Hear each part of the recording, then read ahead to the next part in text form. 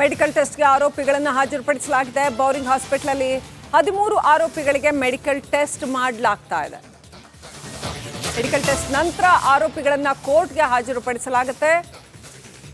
ದರ್ಶನ್ ಕೂಡ ಅಲ್ಲೇ ಇದ್ದಾರೆ, ಅವರನ್ನು ಕೂಡ ಮೆಡಿಕಲ್ ಟೆಸ್ಟ್ಗೆ ಹಾಜರುಪಡಿಸಲಾಗಿದೆ. ಬೌರಿಂಗ್ ಹಾಸ್ಪಿಟಲಲ್ಲಿ ಕಾನೂನು ಅಂತ ಬಂದಮೇಲೆ ಎಲ್ಲರೂ ಒಂದೇ. ಒಂದ್ಸಾರಿ ಆರೋಪ ಬಂದಮೇಲೆ ಅದರಲ್ಲಿ ನಿರಪರಾಧಿ ಅಂತ ಪ್ರೂವ್ ಆಗೋವರೆಗೂ ಕೂಡ ಕಾನೂನಿನ ಪ್ರಕ್ರಿಯೆಯನ್ನು ಪ್ರತಿಯೊಬ್ಬರು ಕೂಡ ಒಂದೇ ರೀತಿಯಲ್ಲಿ ಪಾಲಿಸಲೇಬೇಕಾಗತ್ತೆ.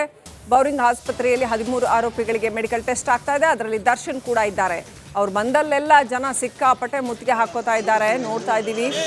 ಹಾಗಿದೇ ಪರಿಸ್ಥಿತಿ ಅಂದಮೇಲೆ ಅವ್ರಿಗೆ ಎಷ್ಟು ಜವಾಬ್ದಾರಿ ಇರಬೇಕಾಗಿತ್ತು, ಆ ಜವಾಬ್ದಾರಿ ಇದೆಯಾ ಅನ್ನೋ ಪ್ರಶ್ನೆ. ಆ ಜವಾಬ್ದಾರಿ ಎಲ್ಲ ಮರೆತು ಬೇಕಾಬಿಟ್ಟಿಯಾಗಿ ಬದುಕ್ತಾರಾ, ಬೇಕಾಬಿಟ್ಟಿಯಾಗಿ ಇವ್ರುಗಳು ಸಾರ್ವಜನಿಕ ಜೀವನದಲ್ಲಿ ಇರ್ತಾರಾ ಅನ್ನೋ ಪ್ರಶ್ನೆ ಹೇಳೋ ಹಾಗೆ ಇದೆ ಈ ಪ್ರಕರಣ. ಬೌರಿಂಗ್ ಆಸ್ಪತ್ರೆ ಹೊರಭಾಗದ ದೃಶ್ಯಗಳನ್ನ ನೋಡ್ತಾ ಇದ್ದೀರಿ. ಸಿಕ್ಕಾಪಟ್ಟೆ ಜನ ಅಭಿಮಾನಿಗಳು ಮುತ್ಕೋತಾ ಇದ್ದಾರೆ ಎಲ್ಲೇ ಹೋದ್ರು ಕೂಡ. ಅಪ್ಡೇಟ್ ಪಡ್ಕೊಳ್ಳೋಣ, ಪ್ರತಿನಿಧಿ ನಾಗರಾಜ್ ಇದ್ದಾರೆ. ನಾಗರಾಜ್, ಮೆಡಿಕಲ್ ಟೆಸ್ಟ್ ಯಾತಕ್ಕೋಸ್ಕರ ನಡೆಸ್ತಾರೆ, ಈಗ ನೆಕ್ಸ್ಟ್ ಪ್ರೊಸೀಜರ್ಸ್ ಬಗ್ಗೆ ಹೇಳ್ತಾ ಹೋಗಿ. ಶ್ರೀಲಕ್ಷ್ಮಿ, ಏನು ಈಗಾಗಲೇ 13 ಆರೋಪಿಗಳನ್ನ ಬೌರಿಂಗ್ ಆಸ್ಪತ್ರೆಗೆ ವೈದ್ಯಕೀಯ ಪರೀಕ್ಷೆಗೆ ಕರ್ಕೊಂಡು ಬಂದಿರ್ತಕ್ಕಂಥದ್ದು. ಇಲ್ಲಿ ಪ್ರಮುಖವಾಗಿ ಏನಿದು ಕೊಲೆ ಪ್ರಕರಣ ಆಗಿರೋದ್ರಿಂದ ಇಲ್ಲಿ ನಾರ್ಮಲ್ ಏನು ಮೆಡಿಕಲ್ ಟೆಸ್ಟ್ ಆರೋಗ್ಯವಾಗಿ ವಿಚಾರಣೆಗೆ ಕಸ್ಟಡಿಗೆ ಪಡೆದುಕೊಂಡು ವಿಚಾರಣೆ ಮಾಡಲಿಕ್ಕೆ ಸದೃಢವಾಗಿದ್ದಾನೆ ಅನ್ನೋ ಕಾರಣಕ್ಕೋಸ್ಕರ ಅಷ್ಟೇ ಮೆಡಿಕಲ್ ಟೆಸ್ಟ್ ನಡೆಸುವಂಥದ್ದು. ಹೀಗಾಗಿ ಅವರ BP ಮತ್ತು ಶುಗರ್ ಅಥವಾ ಏನಾದರೂ ಪರ್ಟಿಕ್ಯುಲರ್ ಆಗಿ ಆರೋಪಿಗಳು ನಮಗೆ ಇಂಥ ಕಾಯಿಲೆ ಇದೆ ಅದಕ್ಕೆ ಸಂಬಂಧಿಸಿದಂತೆ ಪರೀಕ್ಷೆ ಮಾಡಿ ಅಂತಂದ್ರೆ ಅಷ್ಟೇ ಮಾಡ್ತಾರೆ. ಅದನ್ನು ಹೊರತುಪಡಿಸಿ ಸಾಮಾನ್ಯವಾಗಿ ಒಬ್ಬ ಮನುಷ್ಯನಿಗೆ ಆರೋಗ್ಯವಾಗಿದ್ದಾನೆ ಅನ್ನೋದನ್ನ ರುಜು ಮಾಡಲಿಕ್ಕೆ ಯಾವ ವೈದ್ಯಕೀಯ ಪರೀಕ್ಷೆಯನ್ನು ಮಾಡಲಾಗುತ್ತೆ ಅದಷ್ಟನ್ನೇ ಈಗ ಮಾಡುವಂಥದ್ದು. ಇನ್ನೇನು ಕೆಲವೊತ್ತಲ್ಲಿ ವೈದ್ಯಕೀಯ ಪರೀಕ್ಷೆ ಕೂಡ ಮುಕ್ತಾಯ ಆಗುತ್ತೆ ಅನ್ನೋ ಮಾಹಿತಿಗಳು ಲಭ್ಯ ಆಗ್ತಾ ಇರ್ತಕ್ಕಂಥದ್ದು. ಯಾಕಂದ್ರೆ ಈಗಾಗಲೇ ಸುಮಾರು 6 ಜನಕ್ಕೆ ವೈದ್ಯಕೀಯ ಪರೀಕ್ಷೆ ನಡಿ ಈಗ ಶುರು ಮಾಡೋಣ. ಕೇಸರಿಯಿಂದ ಮನೋಲ್ಲಾಸ ಮನಸ್ಸು ಮತ್ತೇರಿ ಕುಣಿದಾಡಿದೆ ನೋಡು, ಮನಸ್ಸು ಮತ್ತೇರಿ ಕುಣಿದಾಡಿದೆ ನೋಡು. ಕ್ಷಣ ಕ್ಷಣವೂ ಆಚರಿಸಿ ಕೇಸರಿ ಹಬ್ಬ. ವಿಮಲ್ ಬಾಯಲ್ಲಿ ಹೇಳಿ ಕೇಸರಿ. ಮುಗಿದಿದೆ. ಇಲ್ಲಿ ಕೇವಲ 7 ಜನರ ಒಂದು ವೈದ್ಯಕೀಯ ಪರೀಕ್ಷೆ ಬಾಕಿ ಇದೆ ಅನ್ನೋ ಮಾಹಿತಿಗಳು ಸಿಗ್ತಾ ಇರ್ತಕ್ಕಂಥದ್ದು. ಇವ್ರದ್ದು ಮುಗಿದ ಕೂಡಲೇ ಇಲ್ಲಿಂದ ನೇರವಾಗಿ ನ್ಯಾಯಾಲಯಕ್ಕೆ ಕರ್ಕೊಂಡು ಹೋಗಿ ರಿಮೈಂಡ್ ಅರ್ಜಿಯನ್ನು ಸಲ್ಲಿಕೆ ಮಾಡಿ ಆರೋಪಿಗಳನ್ನ ಕಸ್ಟಡಿಗೆ ಕೇಳುವಂತ ಪ್ರಕ್ರಿಯೆ ಆಗುವಂಥದ್ದು. ಶ್ರೀಲಕ್ಷ್ಮಿ, ಇವತ್ತೇ ಕಸ್ಟಡಿ ಕೊಡ್ತಾರೆ ಅಂತ ಅನ್ಸುತ್ತಾ ನಾಗರಾಜ್?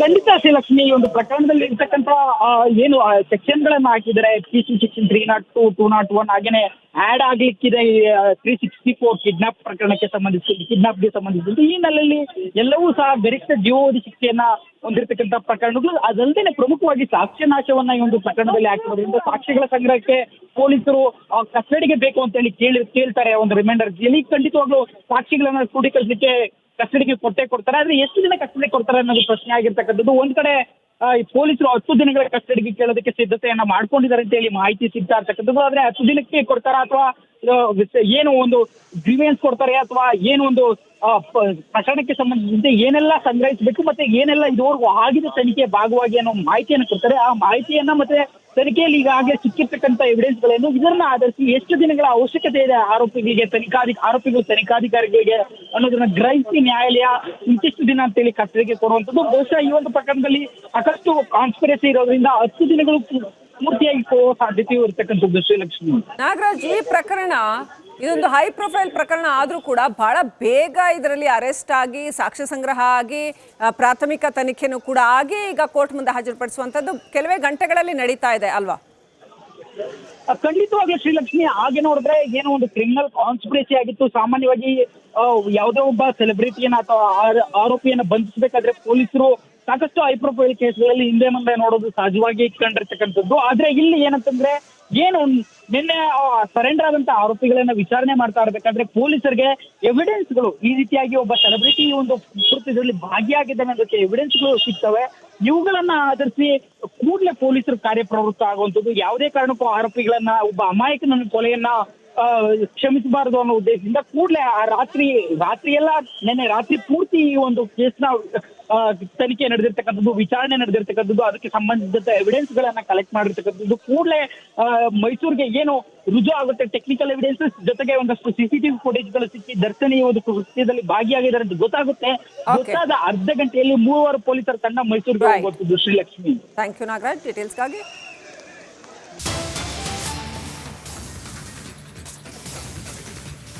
ಡಾಕ್ಟರ್ MS ಕೆಂಪರಾಜು ನೇತೃತ್ವದಲ್ಲಿ ಮೆಡಿಕಲ್ ಟೆಸ್ಟ್ ಮಾಡಲಾಗ್ತಾ ಇದೆ. ನಟ ದರ್ಶನ್ ಸೇರಿ 13 ಆರೋಪಿಗಳಿಗೆ ಮೆಡಿಕಲ್ ಟೆಸ್ಟ್ ನಡೆಸಲಾಗ್ತಾ ಇದೆ. MS ಕೆಂಪರಾಜು ನೇತೃತ್ವದಲ್ಲಿ ಅವರ ತಂಡ ಮೆಡಿಕಲ್ ಟೆಸ್ಟ್ ಮಾಡ್ತಾ ಇದೆ. ಫಿಟ್ ಆಗಿದ್ದಾರೆ, ಇವ್ರನ್ನ ವಿಚಾರಣೆಗೆ ತಗೊಳ್ಬಹುದು ಅನ್ನೋ ಕಾರಣಕ್ಕೆ ಆ ಥರದೊಂದು ರಿಪೋರ್ಟ್ ಬರಬೇಕು. ಮತ್ತೆ ಅವ್ರು ಫಿಟ್ ಆಗಿದ್ದಾರೋ ಇಲ್ವೋ ನೋಡಿ ಆ ಥರದ ಮೆಡಿಕಲ್ ಟೆಸ್ಟ್ ಇದು. BP, ಶುಗರ್ ಇರ್ಬೋದು ಅಥವಾ ಇನ್ಯಾವುದೇ ವೈದ್ಯಕೀಯ ಸಮಸ್ಯೆಗಳಿದ್ದಲ್ಲಿ ಅದ್ರ ಬಗ್ಗೆ ನೋಟ್ ಮಾಡಲಾಗತ್ತೆ. ಇವರನ್ನ ಕಸ್ಟಡಿಗೆ ಪಡೆಯಬಹುದು ವಿಚಾರಣೆಗೆ ಅನ್ನೋ ಕಾರಣಕ್ಕೋಸ್ಕರ ಮೆಡಿಕಲ್ ಟೆಸ್ಟ್ ನಡೀತಾ ಇದೆ. ಮೆಡಿಕಲ್ ಟೆಸ್ಟ್ ನಂತರ ಇವ್ರನ್ನ ಕೋರ್ಟ್ಗೆ ಹಾಜರುಪಡಿಸಲಾಗುತ್ತೆ. ವೈದ್ಯಕೀಯ ತಪಾಸಣೆ ಮುಗಿಸಿ ಇವ್ರನ್ನ ಸೀದಾ ಕರ್ಕೊಂಡೋಗಿ ಕೋರ್ಟ್ಗೆ ಹಾಜರುಪಡಿಸ್ತಾರೆ. ಕೋರ್ಟ್ನಲ್ಲಿ ಕಸ್ಟಡಿ ಕೊಡ್ತಾರಾ?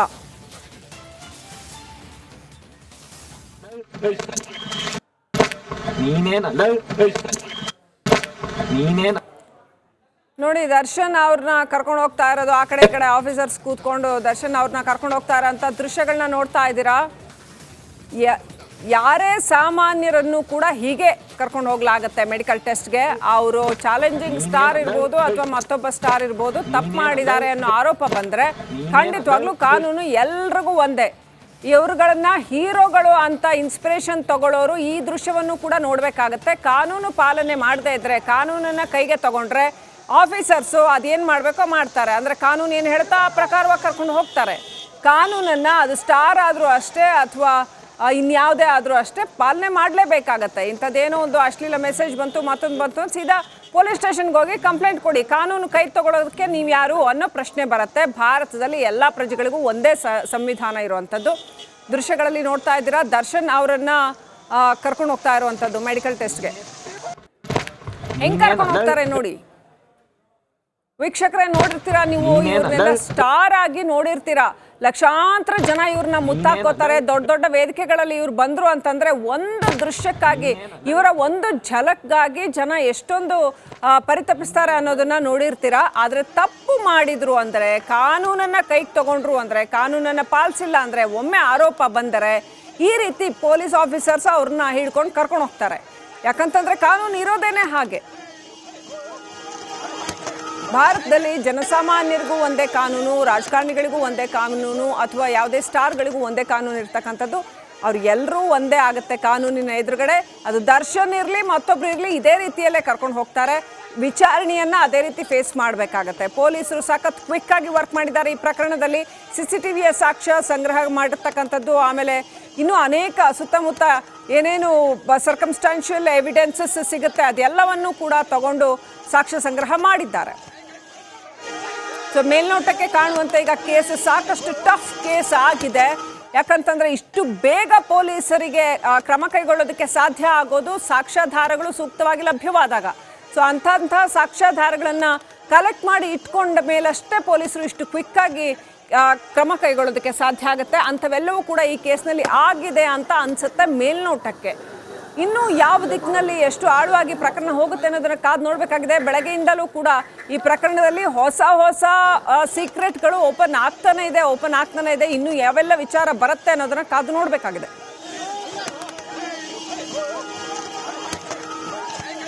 ದರ್ಶನ್ ಅವ್ರನ್ನ ಹೆಂಗ್ ಕರ್ಕೊಂಡು ಹೋಗ್ತಾ ಇದ್ದಾರೆ ಅನ್ನೋದನ್ನ ನೋಡ್ಕೊಂಡ್ಬಿಡಿ. ಯಾಕಂತಂದ್ರೆ ಹೀಗೆ ಇರುತ್ತೆ, ಯಾರೇ ತಪ್ಪು ಮಾಡಿದ್ರು ಕೂಡ ಇದೇ ರೀತಿನಲ್ಲಿ ಇರುತ್ತೆ ಪರಿಸ್ಥಿತಿ. ಒಮ್ಮೆ ಆರೋಪಿ ಅಂತ ಕಂಪ್ಲೇಂಟ್ ರಿಜಿಸ್ಟರ್ ಆದರೆ ಈ ರೀತಿನಲ್ಲಿ ಇರುತ್ತೆ ಪರಿಸ್ಥಿತಿ. ಅವ್ರು ತಪ್ಪು ಮಾಡಿದ್ದಾರೋ ಇಲ್ವೋ ಅನ್ನೋದನ್ನ ಕೋರ್ಟ್ ನಿರ್ಣಯ ಮಾಡೋವರೆಗೂ ಕೂಡ ಈ ರೀತಿ ಕಸ್ಟಡಿಗೆ ಪಡ್ಕೊಂಡಿರ್ತಾರೆ. ಇವತ್ತು ಅವ್ರನ್ನ ಪೂರ್ಣ ಪ್ರಮಾಣದ ಕಸ್ಟಡಿಗೆ ಪಡ್ಕೊಳ್ಳೋದಕ್ಕೆ ಕೋರ್ಟ್ ಮುಂದೆ ಹಾಜರುಪಡಿಸಬೇಕಾಗತ್ತೆ. ಕೋರ್ಟ್ನಲ್ಲಿ ಹಾಜರುಪಡಿಸಿ ಆ ನಂತರ ಕೋರ್ಟ್ ತೀರ್ಪನ್ನು ಕೊಟ್ಟರೆ ಅವರನ್ನ ಕಸ್ಟಡಿಗೆ ತಗೊಳ್ತಾರೆ.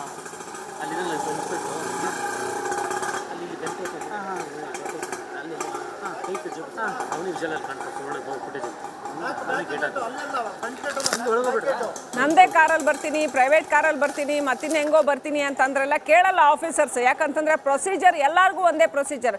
ನೀವು ರಾಜಕಾರಣಿಗಳು ಸಿಕ್ಕಾಕೊಂಡ್ರು ಇದೇ ಪ್ರೊಸೀಜರ್. ಮೊನ್ನೆ ಪ್ರಜ್ವಲ್ ರೇವಣ್ಣ ಅವ್ರನ್ನೂ ಇದೇ ರೀತಿ ಕರ್ಕೊಂಡು ಹೋದ್ರು, ನೋಡಿದ್ವಿ ನಾವು. SITನವರು ಇವತ್ತು ದರ್ಶನ್ ಕೊಲೆ ಆರೋಪದಲ್ಲಿ ಈ ರೀತಿ ಕರ್ಕೊಂಡು ಹೋಗ್ತಾ ಇದ್ದಾರೆ ಅವ್ರನ್ನ. ಯಾರೇ ಆಗಲಿ ಕಾನೂನು ನಿಜವಾದ ಹೀರೋ ಈ ದೇಶದಲ್ಲಿ, ಯಾವ ವ್ಯಕ್ತಿನೂ ಅಲ್ಲ. ಕಾನೂನು ನಿಜವಾದ ಹೀರೋ, ಅದನ್ನು ಪಾಲಿಸುವಂಥ ಗಟ್ಸ್ ಖಂಡಿತವಾಗ್ಲೂ ಪೊಲೀಸ್ನವ್ರಿಗಿದೆ. ಅವರು ಈ ಪ್ರಕರಣವನ್ನು ಇಂಚಿಂಚಾಗಿ ತನಿಖೆ ಮಾಡ್ತಾ ಇದ್ದಾರೆ. ದರ್ಶನ್ ಅವ್ರನ್ನ ಹೆಂಗೆ ಕರ್ಕೊಂಡು ಹೋಗ್ತಾ ಇದ್ದಾರೆ ನೋಡ್ಕೊಂಡು.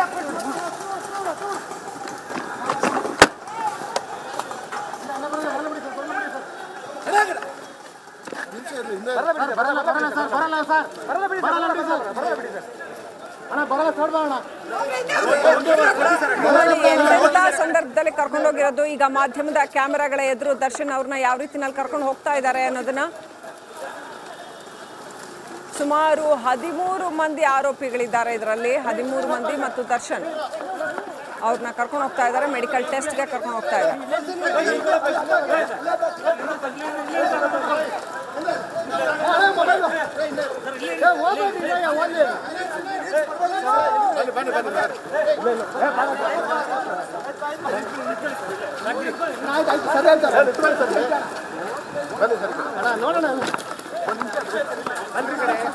ಬೆಳಗ್ಗಿನಿಂದಾನು ಕೂಡ, ಬೆಳಗ್ಗೆ ದರ್ಶನ್ ಅವರನ್ನ ವಶಕ್ಕೆ ಪಡ್ಕೊಂಡು ಕರ್ಕೊಂಡು ಬಂದಾಗಿಂದಾನು ಕೂಡ ಈ ಪ್ರಕರಣದಲ್ಲಿ ಸಾಕಷ್ಟು ಹೈ ಡ್ರಾಮಾ ಕ್ರಿಯೇಟ್ ಆಗ್ತಾನೆ ಬಂದಿದೆ.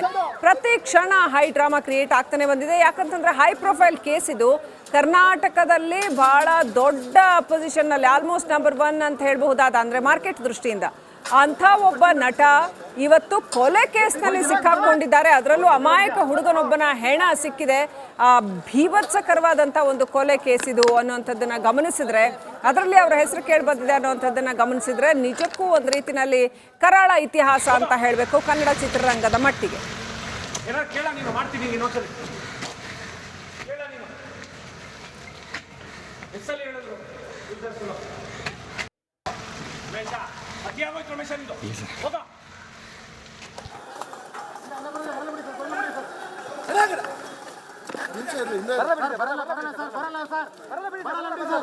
ಸೊ ಬೆಳಗ್ಗೆ ಈ ಪ್ರಕರಣದ ರೇಣುಕಾ ಸ್ವಾಮಿ ತಂದೆ ತಾಯಿ ಕಂಪ್ಲೇಂಟ್ ಕೊಟ್ಟ ನಂತರದಲ್ಲಿ ದರ್ಶನ್ ಅವರನ್ನ ಪೊಲೀಸರು ವಶಕ್ಕೆ ಪಡೀತಾರೆ. ಅದಕ್ಕೂ ಮುಂಚೆ 4 ಆರೋಪಿಗಳು ಈ ಪ್ರಕರಣದಲ್ಲಿ ತಾವಾಗೆ ಬಂದು ಪೊಲೀಸ್ ಸ್ಟೇಷನ್ನಲ್ಲಿ ಸರೆಂಡರ್ ಆಗಿರ್ತಾರೆ. ನಾವು ಈ ಥರ ಇದು ಸಾವು ಸಂಭವಿಸಿದೆ ಅನ್ನುವಂಥದ್ದನ್ನು ಹೇಳಿ ಬಂದು ಸರೆಂಡರ್ ಆಗಿರ್ತಾರೆ. ಅವರನ್ನು ವಿಚಾರಣೆ ಮಾಡಿದಾಗ ಇನ್ನೂ 3 ಹೆಸರು ಗೊತ್ತಾಗುತ್ತೆ. ಒಟ್ಟು 7 ಜನರ ಹೆಸರು ಗೊತ್ತಾಗುತ್ತೆ, ಅದರಲ್ಲಿ ಯಾರ್ಯಾರಿದ್ದಾರೆ ಅನ್ನುವಂಥದ್ದು. ಆನಂತರ ಈ ಎಲ್ಲ ಆರೋಪಿಗಳನ್ನು ವಿಚಾರಣೆ ಮಾಡ್ತಾ ಮಾಡ್ತಾ ಸಾಕ್ಷ್ಯ ಸಂಗ್ರಹ ಮಾಡ್ತಾ ಗೊತ್ತಾಗ್ತಾ ಹೋಗೋದೇನು ಅಂತಂದರೆ ನಟ ದರ್ಶನ್ ಮತ್ತು ಪವಿತ್ರ ಗೌಡ ಕೂಡ ಇದರಲ್ಲಿ ಇನ್ವಾಲ್ವ್ ಆಗಿದ್ದಾರೆ ಅನ್ನುವಂಥದ್ದು. ಈಗ ಅವರನ್ನು ಮೆಡಿಕಲ್ ಟೆಸ್ಟ್ಗೆ ಬೌರಿಂಗ್ ಹಾಸ್ಪಿಟಲ್ ಕಾಂಪೌಂಡಲ್ಲಿ ನೋಡ್ತಾ ಇದ್ದೀರಾ ನೀವು. ಮೆಡಿಕಲ್ ಟೆಸ್ಟ್ಗೆ ಅಂತ ಕರ್ಕೊಂಡು ಹೋಗ್ತಾ ಇದ್ದಾರೆ. ಹೈ ಪ್ರೊಫೈಲ್ ಕೇಸ್ ಆದ್ರಿಂದ ಸಾಕಷ್ಟು ಜನ ಅಧಿಕಾರಿಗಳಿದ್ದಾರೆ ಅಲ್ಲಿ, ಬಹಳ ಸೇಫ್ ಆಗಿ ಕರ್ಕೊಂಡು ಹೋಗ್ತಾ ಇದ್ದಾರೆ. ಅಭಿಮಾನಿಗಳು ಮತ್ತೊಂದು ಕಡೆ 100 ಜನ ಅವರು ಹೋದಲ್ಲೆಲ್ಲ ಬರ್ತಾ ಇದ್ದಾರೆ. ಸೊ ಇದು ಬಹಳ ಈಸಿ ಏನಿಲ್ಲ ಹ್ಯಾಂಡಲ್ ಮಾಡೋದು ಇಂಥ ಕೇಸ್ಗಳನ್ನು. ಅಧಿಕಾರಿಗಳು ಹರಸಾಹಸ ಪಡಬೇಕಾಗತ್ತೆ ಇಂಥ ಕೇಸ್ಗಳಲ್ಲಿ. ನೋಡಿ, ಒಂದು ಮೆಡಿಕಲ್ ಟೆಸ್ಟ್ ಕರ್ಕೊಂಡು ಹೋಗೋಕ್ಕೆ ಹರಸಾಹಸ ಪಡಬೇಕಾಗತ್ತೆ, ಪಡ್ತಾರೆ ಅವರು. ಪೊಲೀಸರು ಅದಕ್ಕೆ ಏನು ತಲೆ ಕೆಡಿಸ್ಕೊಳ್ಳೋದಿಲ್ಲ, ಅವ್ರಿಗೆಲ್ಲ ಅನುಭವಗಳು ಇರುತ್ತೆ. ಹಾಗಾಗಿ ಮೆಡಿಕಲ್ ಟೆಸ್ಟ್ ಇನ್ನೇನು ಕೆಲವೇ ಕ್ಷಣಗಳಲ್ಲಿ ಮುಗಿಯುತ್ತೆ. ಅವ್ರಿಗೆ BP ಶುಗರ್ ಇರ್ಬೋದು, ನುರಿತ ಡಾಕ್ಟರ್ಗಳು ಮೆಡಿಕಲ್ ಟೆಸ್ಟ್ ಮಾಡ್ತಾರೆ. ಏನೆಲ್ಲ ಚೆಕ್ ಮಾಡಬೇಕು ಅದು ಚೆಕ್ ಮಾಡಿ ನಂತರ ಕೋರ್ಟ್ಗೆ ಹಾಜರುಪಡಿಸ್ತಾರೆ. ಅಂದರೆ ಅವರು ತನಿಖೆಗೆ ಫಿಟ್ ಇದ್ದಾರೆ ಅಂತ, ಅವ್ರನ್ನ ಕರ್ಕೊಂಡು ಹೋಗ್ಬೋದು, ಸಿದ್ಧರಿದ್ದಾರೆ ಅಂತ. ಕೆಲವರು ನಾವು ನೋಡ್ಬೋದು ಇಂಥ ಪ್ರಕರಣಗಳಲ್ಲಿ ಸಿಕ್ಕಾಕೊಂಡ ತಕ್ಷಣ ಅವ್ರಿಗೆ ಯಾವುದೆಲ್ಲ ರೋಗಗಳು ಉಲ್ಬಣ ಆಗ್ಬಿಡತ್ತಿದ್ದಕ್ಕಿದ್ದಂಗೆ. ಈ ಪ್ರಕರಣದಲ್ಲಿ ಆಸ್ ಆಫ್ ನೋ ಅಂಥದ್ದೇನೂ ಆಗಿಲ್ಲ.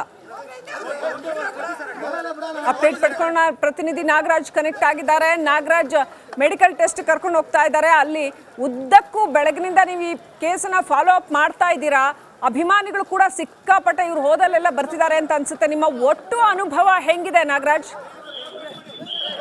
ಶ್ರೀಲಕ್ಷ್ಮಿ, ನಿಜಕ್ಕೂ ಒಬ್ಬ ವ್ಯಕ್ತಿ ಕೊಲೆ ಮಾಡಿದಾನಂತಂದ್ರು ಕೂಡ ಆತನಿಗೆ ಬೇಕಾರ ಹಾಕೊಂಡು ಬರ್ತಾರೆ ಅಂತಂದ್ರೆ ನಿಜಕ್ಕೂ ಅದು ಅಭಿಮಾನನೋ ಅಂಧಾಭಿಮಾನ ಅನ್ನೋ ಒಂದು ಪ್ರಶ್ನೆ ಉದ್ಭವ ಆಗ್ತಾ ಇರ್ತಕ್ಕಂಥದ್ದು ಬೆಳಗ್ಗೆಯಿಂದ. ಯಾಕಂತಂದ್ರೆ ಅನ್ನಪೂರ್ಣೇಶ್ವರಿ ನಗರ ಪೊಲೀಸ್ ಠಾಣೆ ಬಳಿ ಇರ್ಬೋದು, ಅಥವಾ ಇಲ್ಲಿಗೆ ಏನು ಬೋರಿಂಗ್ ಆಸ್ಪತ್ರೆಗೆ ಈಗ ವೈದ್ಯಕೀಯ ಪರೀಕ್ಷೆಗೆ ಕರ್ಕೊಂಡು ಬಂದಿದ್ದಾರೆ. ಇನ್ನೂ ಸಹ ಕೆಲ ಅಭಿಮಾನಿಗಳು ಡಿ ಬಾಸ್ಗೆ ಜೈ ಅನ್ನೋದು ಹೇಳಿ ಕೂಗ್ತಾ ಇರ್ತಕ್ಕಂಥದ್ದು. ಆದ್ರೆ ಆತ ಈ ಪ್ರಾಥಮಿಕವಾಗಿ ಬಹಳ ಸ್ಪಷ್ಟವಾಗಿ ಗೊತ್ತಾಗಿದೆ, ಒಬ್ಬ ಅಮಾಯಕನನ್ನ ಕಿಡ್ನಾಪ್ ಮಾಡಿಸ್ಕೊಂಡು ಬಂದು ಒಡೆದು ಚಿತ್ರಹಿಂಸೆ ಕೊಟ್ಟು, ಅದು ಮದ್ಯಪಾನ ಮಾಡ್ತಾ ಚಿತ್ರಹಿಂಸೆ ಕೊಟ್ಟು ಕೊಲೆ ಮಾಡಿ ಕೊಲೆಯನ್ನ ಮುಚ್ಚಾಕೋದಕ್ಕೆ ಪ್ರಯತ್ನ ಪಟ್ಟಿದ್ದಾರೆ ಅಂತೇಳಿ.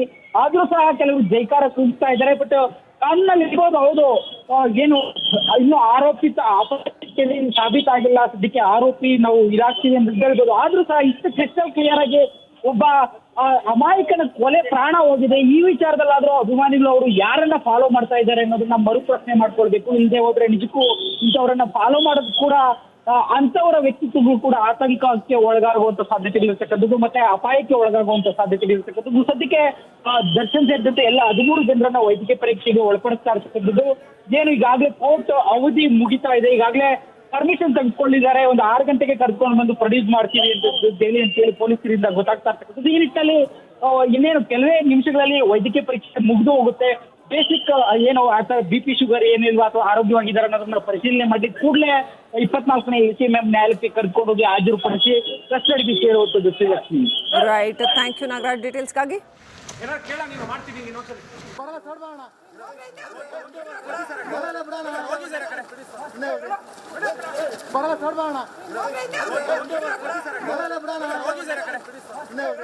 ರಿಪಬ್ಲಿಕ್ ಕನ್ನಡದಲ್ಲಿ ಎಕ್ಸ್ಕ್ಲೂಸಿವ್ ದೃಶ್ಯಗಳನ್ನ ನೋಡ್ತಾ ಇದ್ದೀರಾ.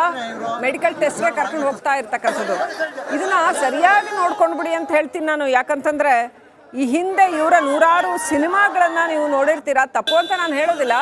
ಒಮ್ಮೆ ಸಮಾಜ ನಿಮ್ಮನ್ನ ಅಷ್ಟು ದೊಡ್ಡ ಮಟ್ಟದಲ್ಲಿ ಆಕ್ಸೆಪ್ಟ್ ಮಾಡುತ್ತೆ ಅಂತ ಆದಾಗ, ಅಷ್ಟೊಂದು ಪ್ರೀತಿ ಅಭಿಮಾನವನ್ನ ಜನ ಕೊಡ್ತಾರೆ ಅಂತ ಆದಾಗ, ನೀವು ಕಾನೂನನ್ನು ಪಾಲನೆ ಮಾಡಬೇಕು. ನೀವು ಹೇಗಿದ್ದೀರಾ, ನೀವು ಸಮಾಜಕ್ಕೆ ಏನು ಕೊಡ್ತೀರಾ ಅನ್ನೋದು ಬಹಳ ಮುಖ್ಯ ಆಗತ್ತೆ.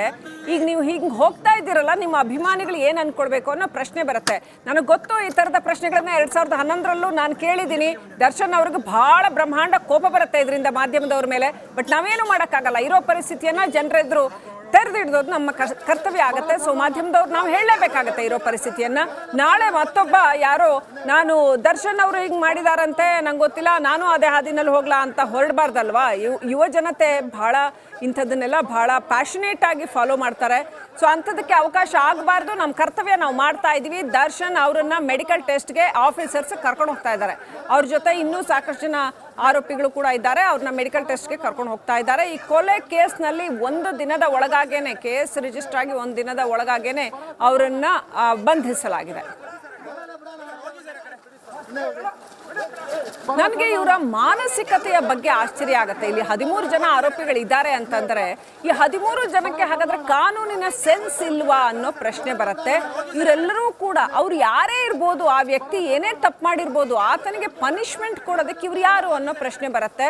ಯಾಕೆ ಹಿಂಗಾಯ್ತು ಅನ್ನೋ ಪ್ರಶ್ನೆ ಬರುತ್ತೆ. ನಾವು ಏನ್ ಮಾಡಿದ್ರು ನಡೆಯುತ್ತೆ ಅನ್ನೋ ಧಾರ್ಷ್ಟ್ಯನ, ಅಥವಾ ನಮ್ಗೆ ಗೊತ್ತು ದುಡ್ಡಿದೆ ಮ್ಯಾನೇಜ್ ಮಾಡ್ಕೊಂಡ್ ಬರ್ತೀವಿ ಈ ಭಾವನೆನ.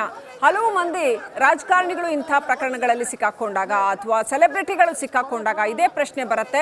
ಕಾನೂನು ಅಂತಂದ್ರೆ ಏನ್ ಅನ್ಕೊಂಡಿದ್ದೀರಾ ನೀವು? ನಿಮ್ಮ ಹಣದಿಂದ ಅಥವಾ ನಿಮ್ಮ ಇನ್ಫ್ಲೂಯೆನ್ಸ್ ಇಂದ ಕೊಂಡ್ಕೊಬಹುದು ಅಂತ ಅಂದ್ಕೊಂಡಿದ್ದೀರಾ? ಖಂಡಿತ ಹಾಗಿಲ್ಲ. ಭಾರತದಲ್ಲಂತೂ ನೀವು ಕಾನೂನನ್ನ ಫಾಲೋ ಮಾಡದೆ ಹೋದರೆ ನಿಮ್ಮನ್ನ ಎಲ್ಲಿಡಬೇಕು ಅಂತ ಕಾನೂನಿಗೆ ಗೊತ್ತಿದೆ. ಹಾಗಾಗಿ ಅಂಥದ್ದೊಂದು ರಿಸ್ಕನ್ನ ಯಾಕೆ ತಗೊಳ್ತೀರಾ? ಯಾಕೆ ಇಂಥ ಮನಸ್ಥಿತಿಗೆ ಬರ್ತೀರಾ? ಲಕ್ಷಾಂತರ ಜನ ನಿಮ್ಮನ್ನ ಫಾಲೋ ಮಾಡ್ತಾ ಇರುವಾಗ, ನಿಮ್ಮನ್ನ ಮೆಚ್ಚಿ ಅಭಿಮಾನ ಅಂತ ಮೆರಿತಾ ಇರುವಾಗ ನೀವು ಯಾಕೆ ಇಂಥ ಸ್ಥಿತಿಗೆ ಬರ್ತೀರಾ? ಯಾಕೆ ಇಂಥ ಒಂದು ಮನಸ್ಥಿತಿನ ಬೆಳೆಸ್ಕೋತೀರಾ?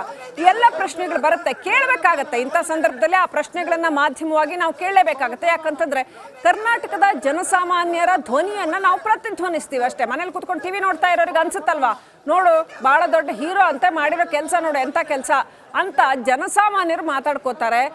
ಪ್ರತಿಯೊಬ್ಬರು ಕೂಡ ಕಾನೂನಿನ ವಿಚಾರದಲ್ಲಿ ಜವಾಬ್ದಾರಿಯಿಂದ ಇರಲಿ ಅನ್ನೋ ಕಾರಣಕ್ಕೆ ನಾವು ಇದನ್ನು ಹೇಳ್ತಾ ಇದ್ದೀವಿ. ದರ್ಶನ್ ಅವ್ರನ್ನ ಮೆಡಿಕಲ್ ಟೆಸ್ಟ್ಗೆ ಹೆಂಗೆ ಕರ್ಕೊಂಡು ಹೋಗ್ತಾ ಇದ್ದಾರೆ ನೋಡಿ ಅಂತ.